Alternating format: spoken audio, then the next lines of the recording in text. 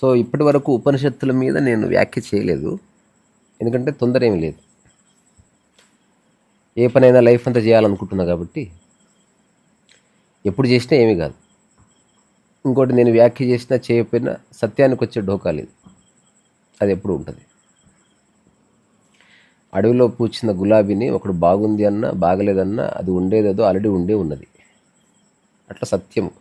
So సత్యం అనే ఒక కంటికి కనిపించని ఒక విషయాన్ని మనిషికి విశదపరచడానికి వచ్చిన మాధ్యమాలు ఉపనిషత్తులు.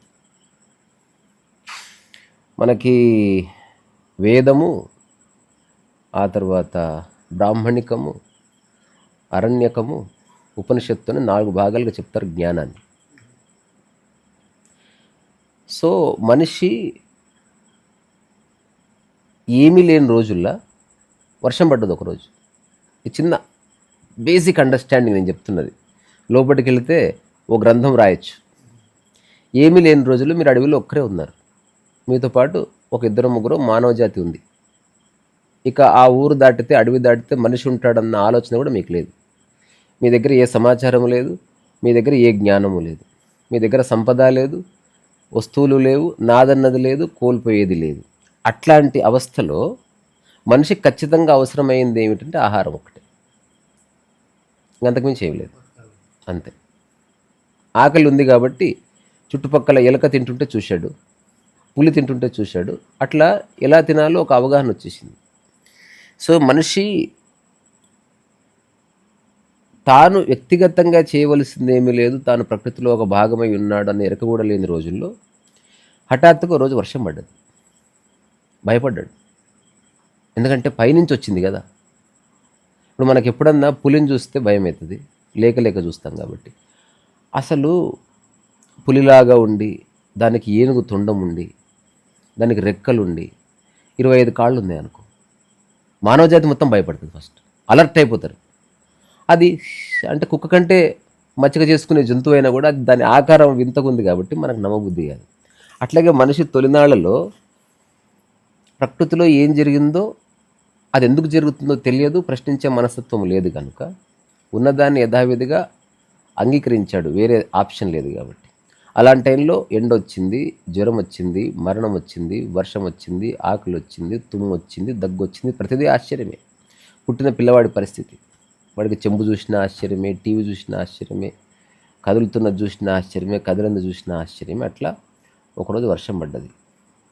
ఆ వర్షం పడ్డప్పుడు మొదట భయపడ్డాడు, తర్వాత ఇంకొక సీజన్ వచ్చింది, ఇంకొక సీజన్ వచ్చింది, మళ్ళీ వర్షం వచ్చింది. ఓహో, ఇది ఒక ప్యాటర్న్ అని తన అంతర్గతంగా తెలుసుకున్నాడు, చెప్పడానికి భాష లేదు. ఇప్పుడు వర్షం పడ్డప్పుడు మొలకలెత్తడం చూశాడు, ఒక 5-6 జనరేషన్స్ గడిచిపోయింది. ఇప్పుడు మొలక ఎత్తే వరకు ఎదురు చూశాడు. ఇదంతా అరణ్యకంలో గడిచిపోయింది అనమాట. మనిషి అరణ్యాల్లో ఉండి తానంతకు తానుగా ఏమి చేయాలో తెలియక ప్రకృతిలో జరుగుతున్న దానికి అనుగుణంగా తనను తాను మలుచుకునే ప్రక్రియలో ఇమిడిపోయాడు. ఇట్లా కొన్ని వేల సంవత్సరాలు గడిచిపోయింది. పైన చందమామ, అటు చెట్లు, ఇటు కొండలు, అటు కోతి, ఇటు మనిషి, ఇంకేమీ లేదు, ప్రశ్న లేదు. వీళ్ళందరి మధ్యన కాస్త గమనించగలిగే లక్షణం ఉన్న ఒక మనిషి పుట్టాడు. ఆ మనిషి పుట్టుక మానవ జాతికి ఒక మలుపు తిప్పిందనమాట. ఆ మనిషి ఎవరో ఎవరికి తెలియదు, అనామకుడు అతను. అతను మొట్టమొదటిసారి ఏమనుకున్నాడంటే, వర్షం వస్తే గింజ మొలకెత్తుతుంది కదా, వర్షం అంటే నీళ్ళే కదా, ఆ నీటిని చెరువుల నుంచి తీసుకొచ్చి గింజ మీద పోస్తే మొలకెత్తుతుందేమో అన్న ఆలోచన వచ్చింది. అక్కడ ఉపనిషత్తు పుట్టిందన్నట్టు. అంటే ప్రకృతిలో జరిగేదంతా జరుగుతుందిరా స్వామి, నీవు కూడా ఏదైనా చేస్తే తెలుసుకోవాల్సింది తెలుసుకోవచ్చు. అట్లా ఉపనిషత్తు వచ్చింది. ఉపనిషత్తు అంటే దాని మూలార్థము 3 చిన్న చిన్న పదాల కలయిక, ఉపనిషత్. మనకు ఉప అనే ఆ ఉపసర్గ చాలా వాటికి ఉంటుంది. ఉపనయనం, ఉపనిషత్తు, ఉపనివేశము, ఉపవాసము, ఉపాధి. ఈ ఉప అనేది ఒక ఉపసర్గ అనమాట. అంటే ఏదైనా ఒక దాని ముందు వస్తుంది, అది ఒక విస్తృతార్థాన్ని సూచిస్తుంది. సో ఉప అంటే దగ్గరగా ఉండడం అని. ఉపవాసము అని అందరూ అన్నం మానేస్తున్నారు. అసలు అన్నం మానేయడానికి ఉపవాసానికి సంబంధమే లేదు. అన్నం మానేస్తే నిరాహారమైంది. అందుకే నిరాహార దీక్షలు అంటారు కానీ ఉపవాస దీక్షలు అన్నారు. సో నిరాహారం అన్నది జస్ట్ ఆహారాన్ని పక్కకు జరపడమే. ఉపవాసం అంటే ఉప అంటే దగ్గరగా, వాసం అంటే ఉండటము. మరి దేనికి దగ్గరగా ఉండటం అంటే నీకు నువ్వు దగ్గరగా ఉండటము. నీవెవరో నీకు తెలియదు కాబట్టి అప్పుడు ఆహారాన్ని పక్కకు జరిపితే నీలో కలిగే ఏకైక ప్రకృతి సహజమైన స్పందన సమస్త మానవ జాతికి ఉన్నది ఒక్కటే ఆకలి. తద్వారా ఆ రోజు భోజనం మానేసి నీలో ఉదయించిన ఆకలికి దగ్గరగా జరిగి దాన్ని చూడడము ఉపవాసం. దాని మూలార్థం అది. కానీ మనిషికి ఆసక్తి లేదు. ఉపవాసం అంటే అన్నం మానేయాలి, కాజు కిస్మిస్ బాదము వాడు మామూలు రోజు కంటే మంచి ఆహారం తింటున్నాడు ఆ రోజు. నిజానికి ప్రతిరోజు ఉపవాసం చేసినా బాగుంటుంది, ఆరోగ్యాలు బాగుపడతాయి. సో అట్లా ప్రశ్నించే మనసు జవాబుల కోసం వెతికింది. ఎందుకంటే ప్రశ్న జవాబును వెతుకుతూ ఉంటుంది. శృంగారాన్ని వెతుకుతుంది, ఆకలి పదార్థాన్ని వెతుకుతుంది, ఎండ నీడని వెతుకుతూ ఉంటుంది. ఇది ఎప్పుడు కౌంటర్ రియాలిటీ జరుగుతూ ఉంటుంది, ఒక ఆట. సో అట్లా ప్రశ్నించేవాడు ఏం చేశాడు? ఈ గింజ మొలకెత్తాలంటే వర్షం కోసం ఎదురు చూశారు మా పూర్వీకులు, కానీ అక్కరలేదు. వర్షం అంటే నీరే గనుక, ఆ నీరు వర్షంతో పాటు నదుల్లో చెరువుల్లో ఉన్నది కనుక అక్కడున్న నీటిని తీసుకొస్తే సరిపోతుంది. దోసిలతో తెచ్చాడు. తర్వాత దోసిలి పనికిరాదని ఒక చిప్ప తెచ్చాడు. చిప్ప బాలేదని అప్పుడు ఎక్కడో నేల మీద మట్టి వర్షం పడి పిడిచగట్టుకుపోయి గట్టిగా అయితే ఓహో ఇది గట్టిపడే పదార్థమే అని తయారు చేశాడు. తయారు చేసిన తర్వాత నీళ్ళు పోయగానే కరిగిపోయింది. ఒకానొక రోజు అడవి అంటుకుపోయింది. అంటుకుపోవడం వల్ల వీళ్ళు తయారు చేసిన మట్టిది కాలి గట్టిగైంది. గట్టిగైతే తాను తెలుసుకున్నాడు, ఓహో మట్టితో తయారు చేసి దాన్ని కనుక ఎండబెట్టి ఆరబెట్టి దాన్ని కనుక నిప్పుల్లో కాలిస్తే అది రాయి వలె గట్టిగా అవుతున్నది అని తెలుసుకొని కుండ పుట్టింది. ఈ కుండ పుట్టే సమయానికి ఒక 2000 ఏళ్ళు గడిచిపోయింది. అంటే ఇప్పుడు డెవలప్మెంట్ గంటకి జరుగుతుంది. ఒకప్పుడు ఒక చిన్న డెవలప్మెంట్కి ఒక శతాబ్దం పట్టేది. మొట్టమొదట కంప్యూటర్ తయారు చేసినప్పుడు ఆ కంప్యూటర్ ఎంత ఉండేదంటే ఇప్పుడు మనం కూర్చున్న రూమ్ ఎంత ఉందో ఆ రూమ్ నిండా కంప్యూటర్ వైర్లు ఉండేవి. దాని స్క్రీన్ బయట ఉండేది. ఇప్పుడు ఒక్క వైర్ పోయినా ఆ కంప్యూటర్ పనిచేయదు. ఆ కంప్యూటర్ చేసిన మహానుభావుడు ఏం చెప్పాడంటే, ఇప్పుడు నేను కంప్యూటర్ తయారు చేశాను, ఇప్పుడు ఇది రూమ్ అంత ఉంది, నా నమ్మకం ప్రకారం ఒక శతాబ్దం అయ్యేలోపు ఒక టేబుల్ అంత అవ్వచ్చు అన్నాడు. ఇప్పుడు టేబుల్ అంత కాదు, ఒక బొటన వేలంత చిన్న చిన్న కంప్యూటర్లు చిప్పులు కనుక్కున్న తర్వాత. అంటే ఇదంతా ఎక్కడి నుంచి వచ్చింది? ప్రశ్నించే మనిషి యొక్క ఒక ఎక్స్పాన్షన్. ఈ మానవ జాతి యొక్క అనుభవిస్తున్న సంపద సుఖమంతా కూడా. గాలి వస్తలేదు, ప్రశ్నించాడు ఒకడు. పంక ఉంది, దాన్ని ప్రశ్నించాడు. చిన్న ఫ్యాన్ వచ్చింది, దాన్ని ప్రశ్నించాడు. కూలర్ వచ్చింది, దాన్ని ప్రశ్నిస్తే ఏసీ వచ్చింది. ఇప్పుడు ఏసీ తర్వాత ఏమొస్తుంది తెలియదు. ప్రస్తుతం ఏసీ దగ్గర ఆగింది. మళ్ళీ దాంట్లో స్ప్లిట్ ఏసీ, ఆ ఏసీ, ఈ ఏసీ, బట్ ఏసీ దగ్గర ఆగింది. ఇప్పుడు నెక్స్ట్ ఏంటో తెలుసా? ఈ ఏసీ కంటే అడ్వాన్స్డ్ ఏదైనా ఉందా అని ఆలోచిస్తున్నాడు. అంటే ఒకప్పుడు కంప్యూటర్ ఇంత బండ ఉండేది, ఇప్పుడు ఒక పల్చగా పేపర్ లాగా అయిపోయింది. ఇప్పుడు ఇదే ఏసీ ఏదన్నా మనం ఒక న్యూస్ పేపర్ అంత వెడల్పు అంత పలచగా ఉండి దాని బటన్ నొక్కితే చల్లగాలి వస్తే చాలు అన్నది ఎవడో ఆలోచిస్తూ ఉంటాడు.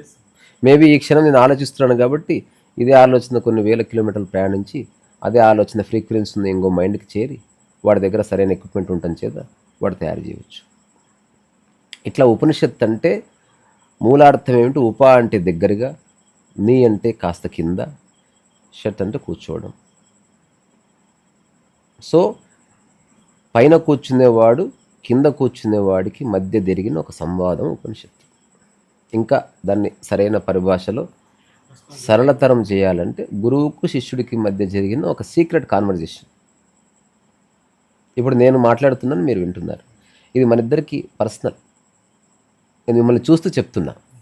మీరు లేకపోతే ఇదే వ్యాఖ్య వేరే ఉండేది. ఇప్పుడు మీరు శ్రద్ధగా వింటున్నారు కాబట్టి ఒక ఎగ్జాంపుల్ ఇంకా బాగా చెప్పబడుతుంది. ఎవరు లేరనుకో అది న్యూట్రల్గా ఉంటుంది. ఎందుకంటే నేను ఎవరిని ప్లీజ్ చేయాల్సిన అవసరం లేదు, సత్యంగా చెప్పబడుతుంది.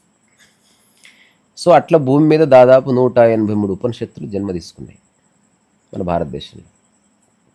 ఆ 183 ఉపనిషత్తుల్లో చాలా ప్రామాణికంగా ఉపనిషత్తు మానవ జాతికి ఉపయోగపడే విధంగా ఉంది, సత్యము ఉన్నది, అబ్స్ట్రాక్ట్ లేకుండా అర్థమయ్యే విధంగా ఉన్నది అని ఒక 12 ఉపనిషత్తుల్ని ఏరారు.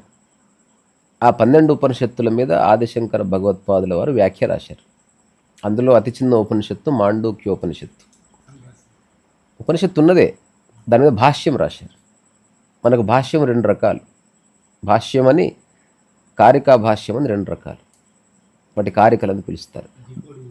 భాష్యం అంటేనేమో ఏదైనా ఒకటి ఉంటే దాని అర్థాన్ని చెప్పడం, కారిక అంటేనేమో ఏది ఉందో అట్లాగే చెబుతూ ఇంకొక విషయాన్ని చెప్పడం. రెండుకి చిన్న తేడా ఉంది. భాష్యం అంటే ఎట్లా, ఒక ఒక ఒక జ్ఞాని యొక్క మనస్సు ఎలా ఉంటుంది అంటే, భాష్యం ఏమిటి, ఒక చిన్న పిల్లవాడు మనస్సు వలే ఉంటుందని భాష్యం చెప్తారు. అట్లా మనస్సు ఉండాలంటే ఏం చేయాలో చెప్తుంది భాష్యం.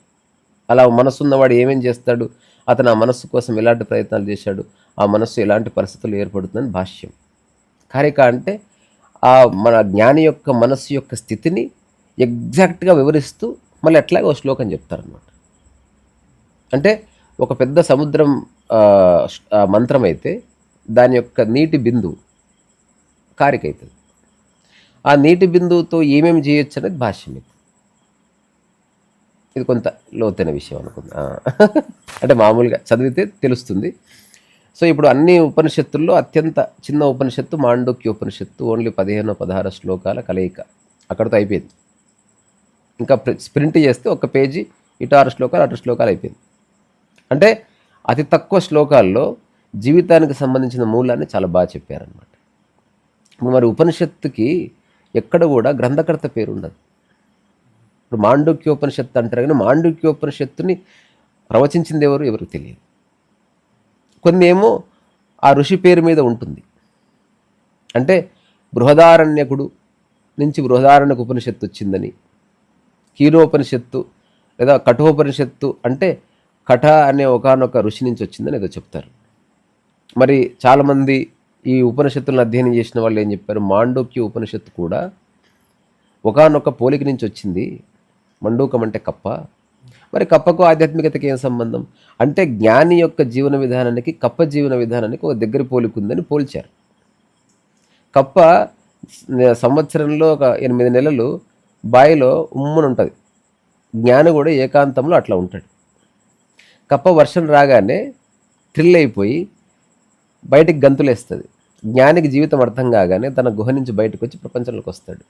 కప్ప తనకు తెలిసింది ఆనందాన్ని రకరకాల శబ్దాలు చేస్తూ బెక్కమని అరుస్తుంది, ఎవడికి అర్థం కాదు. అట్లాగే జ్ఞాని సత్యము తెలిసిన వాడు ఏదో చెప్తే ఎవడికి అర్థం కాదు కానీ వాడు చెప్తూ ఉంటాడు. అందుకని కప్ప జ్ఞాని ఒకటే అని చెబుతూ ఈ మండూకం నుంచే మాండూక్యోపనిషత్తు వచ్చిందనేది ఒక వివరణ. మరి ఈ మాండూక్యోపనిషత్తులో ఏముంది అని ఒక 5 నిమిషాలు చెప్పుకొని ముగిద్దాం. నేను తర్వాత ఎప్పుడైనా ఉపనిషత్తుల మీద ఒక ఎలాబొరేట్ వ్యాఖ్య చేస్తే, అందులో నా ఫస్ట్ ఉపనిషత్తు మాండూక్యము. బృహదారణ్యక చాలా పెద్దది, దాని మీద పూర్తి వ్యాఖ్య చేస్తే మన జీవితకాలం సరిపోదు. అందుకని దాంట్లో కొన్ని ముఖ్యమైన విషయాలు, ఆ తర్వాత మేబీ కఠోపనిషత్తు కానీ కీనోపనిషత్తు కానీ ఇట్లా. ఇప్పుడు మాండూక్యోపనిషత్తు ఏం చెప్తుందంటే, ఒక శిష్యుడు అడుగుతాడు, బాబు గురువు గారు, నేను ఇప్పుడు ప్రపంచంలో వచ్చే డబ్బు వల్ల వచ్చే ఆనందము కానీ, పేరు ప్రఖ్యాతులు వచ్చే ఆనందము కానీ, కీర్తి వలన వచ్చే ఆనందము కానీ ఇంతేనా? జీవితం అంటే ఇంతేనా? ఇంతకంటే ఉన్నతమైన ఆనంద స్థితి ఏదన్నా ఉన్నదా? ఒకవేళ ఉంటే దాని స్వభావం ఎట్టిది అని అడుగుతాడు. అప్పుడు ఆ గురువు ఇచ్చిన జవాబు ఏమిటి అంటే, ఏది నిజమైన జవాబు అంటే, ప్రశ్నని మాయం చేసేది నిజమైన జవాబు. జవాబిస్తే మరొక ప్రశ్న పుట్టిందనుకో, అది నిజమైన జవాబు కాదు. అడ్రస్ చెప్తే మళ్ళీ అడ్రస్ అడగకూడదు, ఇంటికి వచ్చేసేయాలి. అడ్రస్ సగం చెప్తే మళ్ళీ ప్రశ్న వస్తుంది, ఇంతవరకు వచ్చాను మళ్ళీ ఎట్లా రావాలి? సో ఇప్పుడు మాండూక్యోపనిషత్తు ఎందుకు చాలా సంక్షిప్తంగా ఉన్నా అంటే, దాంట్లో ఇచ్చిన జవాబులు సార్వజనీనమైనవి, సత్యానికి ఉన్నదేదో యథావిధిగా చెప్పి అర్థం చేసుకుంటే చేసుకో, లేకపోతే లేదురా విధవ అని చెప్పే పద్ధతిలో ఉంటుంది. అర్థం చేయించే ప్రయత్నం చేయలేదు.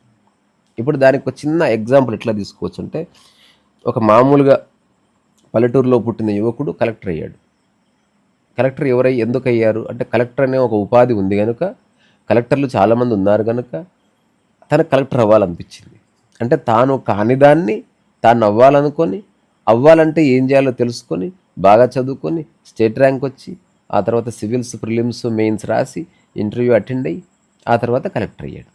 కలెక్టర్ అవ్వడం వల్ల ఒక ఆనందాన్ని పొందాడు. ఇది ఏ ఉద్యోగం పొందిన వాడిదైనా. అప్పుడు నీవెవరు అంటే అది నేను కలెక్టర్ని అని చెప్తున్నాడు. అంటే తనకు కలెక్టర్ అనే ఒక ఉపాధిని జోడించాడు. అదే తన ఉపాధి, తన యొక్క మూల స్థితి అనుకుంటున్నాడు.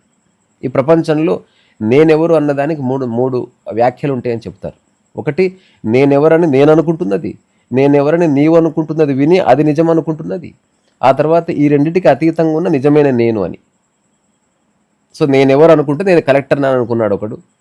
నేనెవరు అనుకుంటే చాలామంది కలెక్టర్ అంటున్నారు, మంచివాడు అంటున్నారు కాబట్టి నేను మంచివాడినని వేరే వాళ్ళు అనడం వల్ల తాను అనుకుంటున్నది, లేదా తాను గురించి వేరే వాళ్ళు అనుకుంటున్నది. ఒకనొక రోజు అతను డెత్ బెడ్ మీద ఉన్నాడు, కలెక్టర్ జాబ్ కూడా పోయింది. అప్పుడు అతను ఎవరు, మాజీ కలెక్టర్ అని చెప్పుకుంటాడు. ఎందుకంటే కలెక్టర్ని తీసేస్తే తను ఎవరో తనకు తెలియదు. మరి అక్కడ ఉన్నది ఎవరు, ఒక అనామకుడని, ఒక ఊరు పేరు లేనివాడని, ఒక నామరూపరహిత స్థితిలో ఉన్నవాడని, ఒక నోబడి అని. ఇట్లా ఇప్పుడు నేను ఒక మామూలు పిల్లవాడు చదువుకొని కలెక్టర్ అయ్యి నేను కలెక్టర్ అని చెప్తున్నాడు కదా. ఈ కలెక్టర్ అనేది ఆదిలో లేదు, అంతములో లేదు, మధ్యలో వచ్చి మధ్యలో పోయేది. ఇప్పుడు గురువు చెప్తున్నాడు, ఆది అంతములో లేని దాన్ని నీవు అనుకోరాదు, అదే నీవైపోతావు. ఇప్పుడు ఎవరో కలెక్టర్ జాబ్ ఉంది అంటే దానికోసం ప్రయత్నించి అది అయ్యి అది నేనని చెప్పుకుంటున్నప్పుడు దానికి ఆది అంతం ఉంది కాబట్టి నీకు ప్రశాంతత ఉండదు. ఆది అంతం ఉన్నది ఏదైనా శాంతినివ్వదు, ఆది అంతం ఉన్నది ఏదైనా నీకు స్ట్రెస్ని ఇస్తుంది, ఆది అంతం ఉన్నది ఏదైనా కూడా నీకు సంతృప్తినియ్యదు. అట్లాంటప్పుడు ఆది అంతము లేనిది ఏదైతే ఉందో అదే నీవు అనుకుంటే పోయే కదా అని ఒక జవాబు ఇచ్చాడు. ఇప్పుడు వీడికి కాస్త ఎవరికైనా అర్థమయ్యే విషయం, నేను కలెక్టర్ అనుకుంటే కలెక్టర్ జాబు దిగితే నీవెవరు, దానికి జవాబు లేదు కాబట్టి మాజీ అని పెట్టుకుంటున్నాడు. Ex MLA, ex minister, ex chief minister, ex girlfriend, ex boyfriend, whatever. అంటే you have no idea who the hell you are. అందుకని నువ్వు క్రియేట్ చేసుకున్నా లేదా నువ్వు కష్టపడి సాధించుకున్న ఉపాధి సత్యం అనుకొని అది పోయినా కూడా దాన్నే పట్టుకు వేలాడుతున్న ఒక అజ్ఞానివి, మూర్ఖుడివిరా నువ్వు. అందుకని ఈ ఆది అంతము లేని దాన్ని ఏదైనా ఉంటే అది నీవు అనుకుంటే అప్పుడు నీవు అదే అయి ఉంటావు కాబట్టి అది ఎప్పటికీ పోదు. కాబట్టి నువ్వు కలెక్టర్ అయితే సంతృప్తి ఉన్నావు కదా, కానీ ఎప్పటికీ కలెక్టర్ ఉండలేవు కదా. రెండోది, కలెక్టర్లు చాలామంది ఉంటారు, అందుకని ఎప్పటికీ నువ్వు సంతృప్తి ఉండదు, పోటీ ఉంటుంది, పేచీ ఉంటుంది. అప్పుడు శిష్యుడు అడుగుతాడు, మరి అటువంటిది ఏది అంటే ఈ కాలంలో ఉండేది, కాలానికి అతీతమైనది ఏది అంటే అప్పుడు ఒక శ్లోకం చెప్తాడు అనమాట. ఆ శ్లోకమే ఈ మాండుక్యోపనిషత్తు యొక్క మొట్టమొదటి శ్లోకం. హరి ఓం ఓం ఇత్యేతదక్షరమిదం సర్వం తస్యోపవ్యాఖ్యానం భూతం భవిష్యదితి సర్వమోంకార ఏవ యచ్ఛాన్యత్రికాలాతీతం తదప్యోంకార ఏవ. అంటే యచ్ఛాస్య త్రికాలాతీతం అంటే మూడు కాలాల కంటే భూత భవిష్యత్ వర్తమాన కాలాలకు అతీతమైనది, దాన్ని నువ్వు ఎంచుకో. అది ఏదంటే భూమి మీద ఒక్కటే ఉన్నది, దానికి ఓంకారం అని పేరు, ప్రణవం అని పేరు. దీంతోపాటు ఒక చిన్న వ్యాఖ్య, మనకి 4 మహావాక్యాలు ఉన్నాయి. తత్వమసి, అయమాత్మ బ్రహ్మ, ఇట్లా 4 వాక్యాలు ఉన్నాయి. అంటే వీటి సారాంశం ఏంది, అది ఇది అన్న దాంట్లో మనిషి డౌలాయమానంలో ఉన్నాడు. అదా ఇదా, పప్ప కూరన్న, ఆ అమ్మాయ ఈ అమ్మాయ, ఆ ఇల్ల ఈ ఇల్ల, ఈ రెండింటి మధ్యన ఊగిసలాడుతున్న మనిషి అనుభవించే అవస్థకే స్ట్రెస్ అని, ఆందోళన అని, తర్వాత ఆతృత అని రకరకాలుగా. గతంలో ఉన్న మనస్సు ఆందోళన చెందుతుంది, భవిష్యత్తులో కోసం చూసే మనసు ఆతృత పడుతుంది, వర్తమానంలో ఉండే మనసు శాంతిని పొందుతుంది. కానీ భవిష్యత్తు గతము ఇచ్చినంత కిక్కు వర్తమానం ఇయ్యదు, వర్తమానంలో సబ్స్టాన్స్ ఉండదు. వర్తమానం వర్షపు నీరు లాంటిది, గతం అన్నది ఇంట్లో ఉన్న ఫ్రిడ్జ్ నారు లాంటిది, భవిష్యత్ అనేది మనం రేపు ఈదబోయే స్విమ్మింగ్ పూల్ లాంటిది. వర్షం ఎప్పుడు వస్తుంది పోతుంది అంతే, దాన్ని నువ్వు నిల్వ చేసుకోవడానికి రాదు. నీ శరీరం మీద పడ్డది అనుభవించు, మర్చిపో. అది తాత్కాలికంగానే ఉంటుంది కానీ పరిపూర్ణంగా ఉంటుంది. గతము చాలా ఉంటుంది కానీ పరిపూర్ణంగా ఉండదు. భవిష్యత్తు ఇంకా రాలేదు కాబట్టి పరిపూర్ణంగా ఉండదు. ఎట్లా చూసుకున్నా ఆ రెండు అపరిపూర్ణ స్థితులే. మరి అది ఇది అంటే ఇప్పుడు అక్కడున్న ఫ్రిడ్జు, ఇక్కడున్న పుస్తకము అంటాను నేను. ఎవరు చెప్పినా అదే అంటారు. ఇక్కడున్నది మీలా, అక్కడున్నది మా ఇల్లు, ఇక్కడున్నది మా చిన్నన్న వాళ్ళ ఇల్లు. అంటే అక్కడ ఇక్కడ అది ఇదనేది ఏం సూచిస్తుంది అంటే, నీకు దూరంగా ఉన్నది అదైనది, నీకు దగ్గరగా ఉన్నది ఇదైనది, నీకు దూరంగా ఉన్నది అక్కడైనది, నీకు దగ్గరగా ఉన్నది ఇక్కడైనది. ఇప్పుడు కొన్ని సందర్భాల్లో అది మా పెద్దనాన్న ఇల్లు, ఇప్పుడు అది పోయింది. ఇంతసేపు ఇది మా ఇల్లు అన్నావు కదా, ఇప్పుడు ఏమంటున్నావు, ఆ ఇదిలోనే అక్కడ ఉన్నది నా రూము, ఇక్కడ ఉన్నది మా ఆవిడ రూమ్ అంటుంది. అంటే మళ్ళీ అందులో అది ఇది వచ్చింది. వచ్చిన తర్వాత మళ్ళీ ఇది దగ్గర ఆగినావు, ఇది దగ్గర నీ రూమ్ దగ్గర ఆగినావు. ఇందులో అది నా బెడ్, ఇది మా ఆవిడ బెడ్ అన్నావు. మళ్ళీ అది ఇదిగా విడిపోయింది. మళ్ళీ ఇది దగ్గరకు వచ్చిందావు. ఈ మంచంలో అది మా ఆవిడ బెడ్షీటు, ఇది నా బెడ్షీటు. ఇట్లా అది ఇది అది ఇది అదే ఇదై ఇదే ఇదై చివరికి ఇది అదిలే కలిసిపోతుంది. అంటే దూరం దగ్గర జరుగుతూ జరుగుతూ జరుగుతూ కలిసిపోయిందని అద్వైతం వస్తుంది అన్నమాట. అందుకని మన 4 మహావాక్యాలు ఏం చెప్పాయంటే అదే ఇది అన్నారు, లేదా ఇదే అది. ఇప్పుడు పరమాత్మ ఎవరు? ఆ పరమాత్మే నీవు. ఆత్మ ఎవరు? ఆత్మే నీవు. నేనెవరు? నీవే ఆత్మ. ఇప్పుడు సముద్రపు బిందువు అడిగింది, నేనెవరు? నీవే సముద్రం. ఒక చిన్న చెట్టు గింజ అడిగింది, నేనెవరు? నీవే మర్రి వృక్షము. మర్రి వృక్షం అడిగింది, నేనెవరు? నీవే భూమి. భూమి అడిగింది, నేనెవరు? నీవే ఆకాశము. ఆకాశం అంటే నీవెవరు? ఆకాశమే ఉన్నది. ఉన్నదెవరు? ఉన్నది నీవే. ఎటు చూసుకున్నా ఉన్నది అదే. అదేంటంటే ఇదే. ఇదేంది అంటే అదే.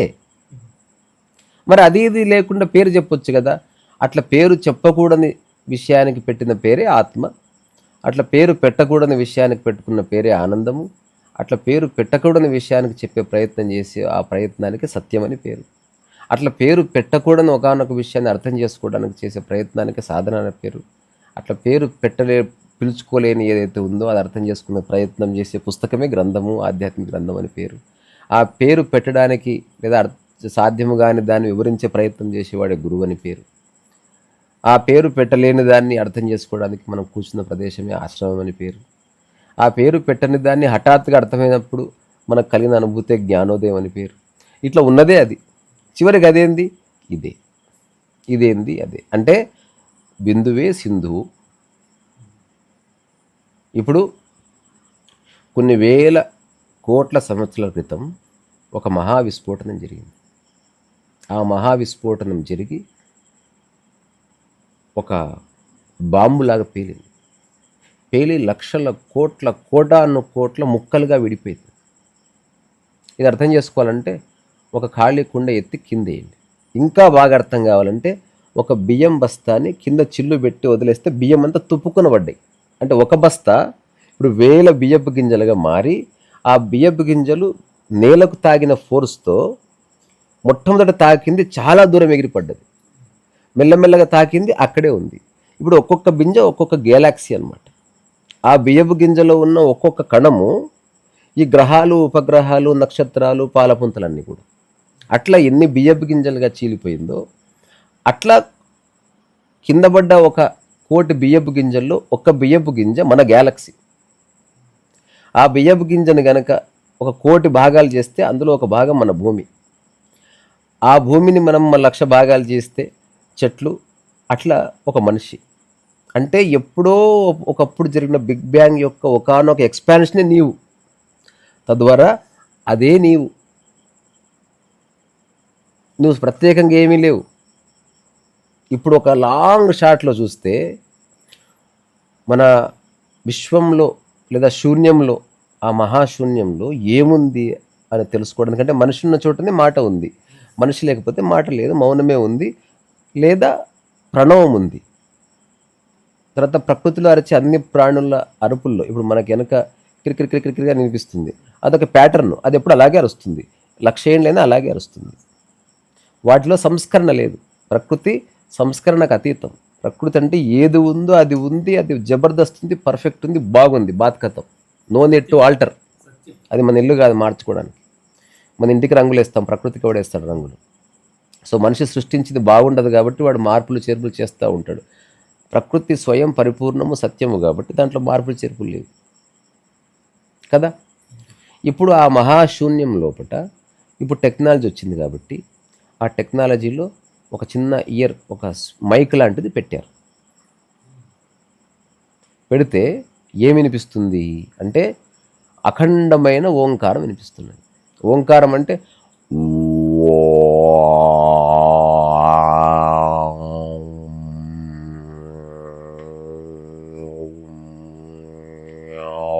ఈ శబ్దం వినిపిస్తూ ఉంటుంది. కొన్ని కోట్లేళ్ళుగా ఆ శబ్దం ఉందంత ఇంకేం లేదు. అంటే ఆది అంతము లేనిది అది. నీ ఉన్నా లేకపోయినా ఉండేది అది. భూమి ఉన్నా లేకపోయినా ఉండేది అది. ఆ తర్వాత ఈ గ్రహాలు, గ్రహాంతరాలు, గ్రహశకలాలు, ఈ వ్యోమగాములు, వాళ్ళు పంపిన రాకెట్లు లేకపోయినా ఉండేది అది. ఈ భూమి మీద డబ్బు ఉన్నా లేకపోయినా ఉండేది అది. ఈ పాలిటిక్స్ ఉన్నా లేకపోయినా ఉండేది అది. ఏందది? ఇప్పుడు దీన్ని ఏమన్నారు? ఇప్పుడు చూస్తే అంటే మా అంటే అకారం, ఉకారం, అకారం, మా అంటే ఓం,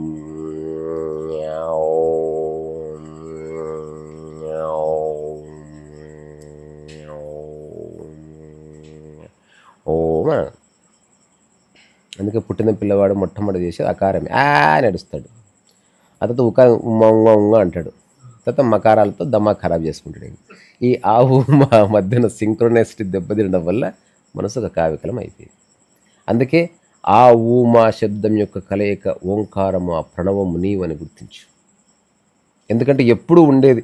మధ్యలో వచ్చిపోయే కలెక్టర్ను చేసి నేను కలెక్టర్ని చెప్పుకునే బదులు నేను స్వయం ఓంకారం అని చెప్పు కదా అని చెప్తాడు. సో మాండుక్యోపనిషత్తు ఓంకారం యొక్క ప్రాముఖ్యతని చెప్తుంది. నీవు ఇది అది అనుకోకు. ఈ ప్రకృతిలో ఉన్న ప్రతివాడు ఓంకార స్వరూపమే. ప్రతి ఒక్కడు ప్రణవానందుడే. అది నీకు అన్యముగా లేదు. ఒకసారి చెవులు గట్టిగా మూసుకొని నీలో కూడా ఓంకారం నడుస్తున్నాడు. ఇప్పుడు చూశారు ఎప్పుడన్నా? ఈ దొప్పి ఇట్లా పెట్టండి, ఒక్క చేయి చాలు, పెట్టండి ఇట్లా, ఇట్లా దొప్పి ఇట్లా పెట్టండి, ఇట్లా దొప్పి పెట్టి ఇట్లా గట్టిగా మొయ్యండి. అట్లా వద్దొద్దు, ఇది ఇట్లనే ఉండాలి. ఒక శబ్దం వినిపిస్తుందా?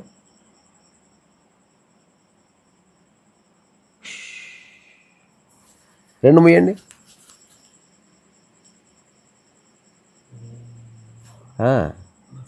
మీరు నిద్రపోతే మీ ఎంటైర్ బాడీ చేసే శబ్దం ఏంది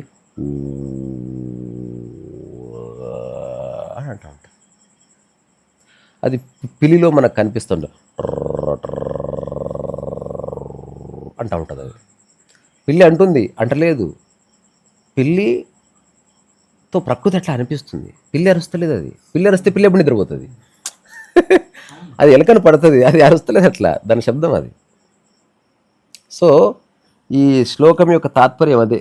హరి ఓం ఓం మిత్యేతదక్షరమిదం సర్వం తస్యోపవ్యాఖ్యానం భూత భవిష్యదితి సర్వమోంకార ఏవ యచ్ఛాస్య త్రికాలాతీతం తదప్యోంకార ఏవ. అంటే ఈ ఓం అన్న అక్షరమే సర్వమయ్యున్నది. దీని వివరణమునందు ముందు చెప్పబడుతున్నది. భూత భవిష్యద్వర్తమానములు ఓం అనునందే యగుచున్నవి. త్రికాలాతీతమైనదేది గలదో అది కూడా ఓంకారం యగుచున్నది. అంటే నీవు ఎక్కడి నుంచి పుట్టావు? ఓంకారం నుంచే పుట్టావు. ఇప్పుడు చాలామందికి తెలియని విషయము, ఒక అమ్మాయి అబ్బాయి మాట్లాడుకున్నారు.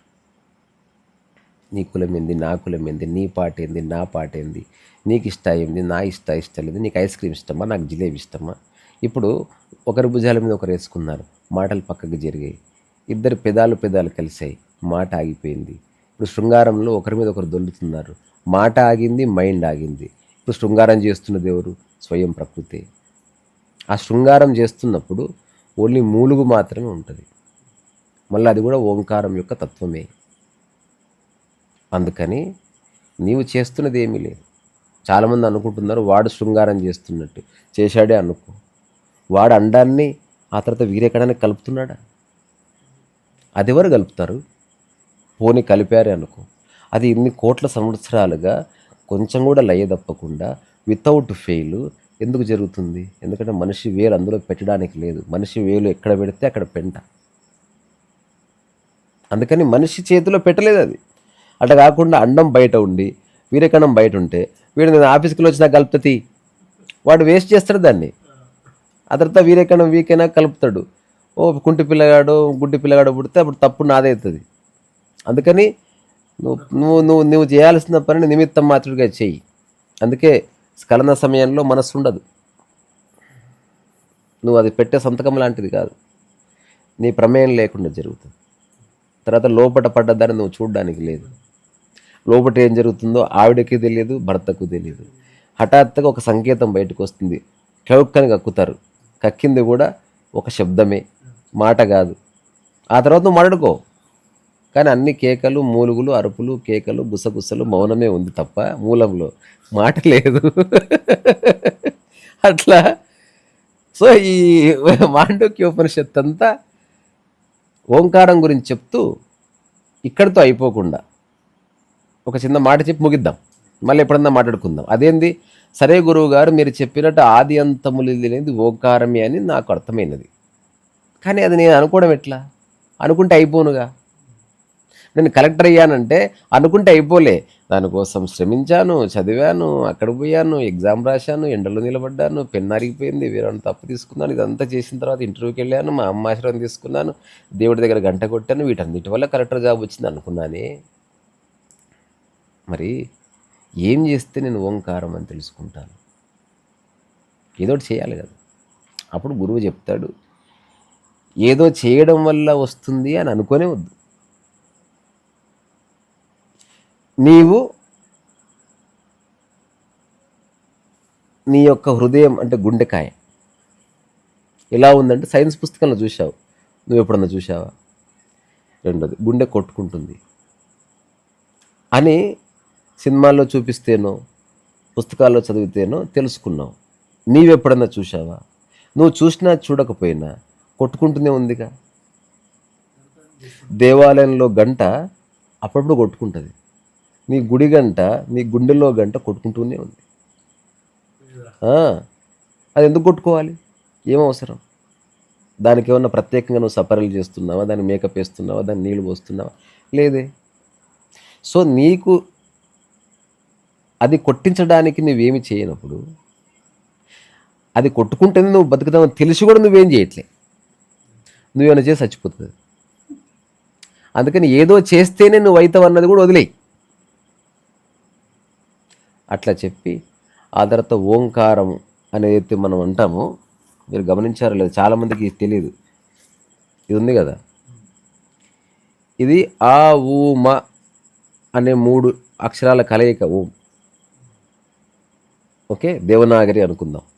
ఈ పైన ఒక చిన్న చుక్క ఉంది చూసావా? దీని గురించి ఎవరికి తెలియదు. అందరు పెడతారు చుక్క, ఇప్పుడు వినేవాళ్ళకు తెలియదు.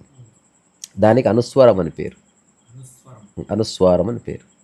ఈ ఓంకారం అనేది ఆ ఊమా అనేది 3 సర్కిల్స్ అనుకుంటే, ఇది కనుక అక్షరంగా రాస్తే ఇట్లా, అక్షరంలా కాకుండా సంకేతం మాత్రంగా రాయాలనుకో అంటే ఒక పెద్ద సర్కిల్ గీయండి, దాని లోపల చిన్న సర్కిల్ గీయండి, దాని లోపల ఇంకో చిన్న సర్కిల్ తీయండి, దాని మధ్యన చుక్క పెడితే ఆ చుక్కనే అది.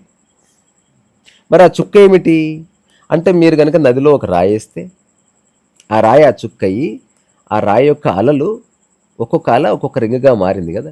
అట్లా ఆ మొట్టమొదటి బిగ్ బ్యాంగ్ థియరీ, ఆ డాట్ అంటే బోమ్ అని పడి ఓ ఇప్పుడు నరసింహస్వామి ఒక విశ్వరూపం ఉంటుంది కదా, తర్వాత మొత్తం శాంతించండి స్వామి అంటే అట్లా అక్కడ ఆగింది. Now that Omkaram is going on. So మాండుక్యోపనిషత్తు అన్నది సరిగ్గా అర్థం చేసుకుంటే నువ్వు కర్తవు కాదని, నువ్వు నిమిత్త మాత్రుడివని, నువ్వు ఆనంద స్వరూపానివని, నువ్వు ఆనందంగా ఉండటానికి ఏమీ చేయని అవసరం లేదని, ఇక్కడ నీ వాడంటూ ప్రత్యేకంగా లేడు, అంతా నీదేనని, నీ వాడంటే వేరేవాడు ఉన్నాడని, అంతా నీదే అయితే నాది లేదు నీది లేదని అని తెలుస్తుంది. సో గురువు చెప్తున్నాడు, కానీ గురువుకు తెలుసు శిష్యుడు నాలో భాగమని. శిష్యుడు ప్రశ్నిస్తున్నాడు, గురువు వేరే ఉన్నాడు అనుకొని. ఒకటే గురువు తనకు తానే చెప్పుకుంటున్నాడు, శిష్యుడు తానెవరో తెలియక ఎదుటి వ్యక్తిని వేరేవాడు అనుకుని ప్రశ్నిస్తున్నాడు. సో ఈ మన మాండుక్యోపనిషత్తు మీద ఆదిశంకర భగవత్పాదుల వారి భాష్యము, ఆ తర్వాత చాలామంది జీవితాన్ని అర్థం చేసుకొని ఆ చిన్న రుచి చూసిన వాడు ఉంటాడు కదా, అందరూ దాని మీద ఒక వ్యాఖ్య రాశారు. అంటే నాకు ఇలా అర్థమైంది. అలాగని దాంట్లో ఉన్న ఆ మంత్రాలను ఎవరేం మార్చరు, అది అలాగే ఉంటుంది. మనకి జెన్ ఫిలాసఫీలో స్ట్రేంజెస్ వర్డ్స్ ఉంటాయి అన్నమాట, వాటికి ఏ అర్థం ఉండదు. తథాథ అన్న పదం ఉంటుంది. తథాథ అంటే ఏమిటది అంటే, ఒక చిన్నపిల్లవాడు పుట్టిన తర్వాత ద అంటాడు కదా, అదే the core sound of something, the core of something. Mandukyopanishad ఏం చెప్తుంది? సమస్త మానవజాతే కాదు, సమస్త మానవజాతితో పాటు అనుసంధానంగా బతుకుతున్న ఈ సమస్త చరాచర ప్రాణకోటి మొత్తానికి ఆది మూలమైనది ఏమిటి? అది ఓంకారం మాత్రమే. ఈ ఓంకారం అన్నది ఒక నిరంతర శబ్దము. ఆ శబ్దం వెనుక ఎవరూ లేరు, శబ్దాన్ని ఎవరు సృష్టించలేరు, దాని సృష్టికర్త ఎవరు లేరు. ఆ శబ్దం యొక్క ఒకానొక ప్రతిరూపం నీవు. ఆ శబ్దము రకరకాల రూపాలు దాల్చినది. అట్లా ఆ శబ్దమే నీ యొక్క మాతృక, నీ యొక్క పుట్టుక, ఆ శబ్దమే నీవు అని తెలుసుకోవడంతో ప్రశ్నలన్నీ అణుగుతాయనేది ఒక వ్యాఖ్య. అందులో సత్యం ఉన్నది. అంటే ఏది తెలుసుకుంటే తెలుసుకోని అవసరం లేదో దానికి జ్ఞానం అని పేరు. ఏది తింటే రుచి మీద ఆసక్తి పోయిందో దానికి ప్రసాదం అని పేరు. ఎవరిని కలిస్తే ఇక మరెవరిని కలవాల్సిన అవసరం లేదో వాడి గురువు అని పేరు. ఏది చేస్తే నేను చేస్తున్నా అన్న భావన పోయిందో దానికి నిష్కామకర్మ అని పేరు. ఏది చేసినా చేయకపోయినా నీ స్థితి బాగుందని తెలిస్తే దానికి ఆనందం అని పేరు. ఎక్కడుంటే అక్కడ నీకు హాయిగా ఉంటే దానికి పుణ్యక్షేత్రం అని పేరు. ఎవరినైతే నువ్వు ఎట్టి పరిస్థితుల్లో ప్రశ్నించడానికి వీలు లేదు దానికి మాతృమూర్తి అని పేరు. ఇక్కడ వచ్చింది నువ్వు అక్కడి నుంచి, నువ్వెవడు దాన్ని ప్రశ్న చేయడం. ఆమె మంచి కావచ్చు, చెడ కావచ్చు, జ్ఞాని కావచ్చు, అజ్ఞాని కావచ్చు, పిచ్చిది కావచ్చు, నీకు రైట్ లేదు. ఎందుకంటే ఆ వచ్చిందే నువ్వు ఆమె నుంచి. అందుకని ఏదేమైనా సోర్స్కి నువ్వు నమస్తే నువ్వు హుందాగా చెప్పు, నువ్వు చెప్పేది నీకు అది లాజికల్ కరెక్ట్ లేదమ్మా. అయినప్పటికీ నువ్వు చెప్పే విషయాలతో నాకు సంబంధం లేదు, నీతో సంబంధం ఉంది. అందుకే మనం చెప్పిన ఈ ఏ విషయాల నిష్కామ కర్మ కానీ, ఆనందము కానీ, గురువు కానీ, జ్ఞానము కానీ, జ్ఞానోదయము కానీ, అమ్మ కానీ, ప్రకృతి కానీ లాజిక్లకు అందదు అది. అట్లాగే ఇప్పుడు ఇది ఏమన్నా మరి ఓంకారం మరి ఏం సాధన చేస్తే వస్తుంది? నిరంతరం ఓం అంటూ ఉంటే నువ్వే అదైనప్పుడు నువ్వు అదెందుకు అంటున్నావు? అట్లా లాజిక్ అందదన్నమాట. ఇది స్ఫురించాల్సిన అంశమే తప్ప సాధన చేయాల్సిన అంశం కాదు. సో ఇది భవిష్యత్తులో నేను ఎప్పుడో చేయాలనుకుంటున్న ఒకానొక ఉపనిషత్తు వ్యాఖ్యకి ఈరోజు ఒక చిన్న బీజం ఇది. సో నేను మళ్ళీ ఇప్పట్లో దీని గురించి మాట్లాడను. మేబీ ఒక 1 year తర్వాత ఎప్పుడో దానికి సమయం వస్తుంది, అప్పుడు దాని మీద మాట్లాడతాను. అందుకే దానికి ఒక సింథసిస్ లాగా చేయవలసి ఉంటుంది. అంటే ఇప్పటివరకు ఎంతమంది భాష్యాలు చెప్పారు, వాళ్ళు ఏ ఉద్దేశంతో చెప్పారు, వాళ్ళు ఏమన్నా వక్ర భాష్యాలు చేశారా, లేదా ఉన్నదాన్నే అందంగా చెప్పారా, లేదా వాళ్ళు ఏమన్నా పర్సనల్ ఎజెండా చూపించారా, అట్లా చెబుతూ నేను ఒక స్టాండ్ తీసుకుంటున్నాను. ఇప్పుడు నేను చెప్పిందంతా నేను దాన్ని కాస్త అందాన్ని, తేలికైన ఎగ్జాంపుల్స్ని, మాండూక్యోపనిషత్తుని అర్థం చేసుకోవడానికి దోహదకారిగా చెప్పాను తప్ప మన ప్రజ్ఞా పాఠవాలు ప్రదర్శించుకోవడం మన ఉద్దేశము కాదు. ఎందుకంటే ప్రజ్ఞ లేదు, పాఠవము లేదు, ఉన్నదంతా ఓంకారమే, మూలమే, ఏదైనా దానికే చెందుతుంది. అట్లా అని చెప్తూ సెలవు తీసుకుంటున్నా.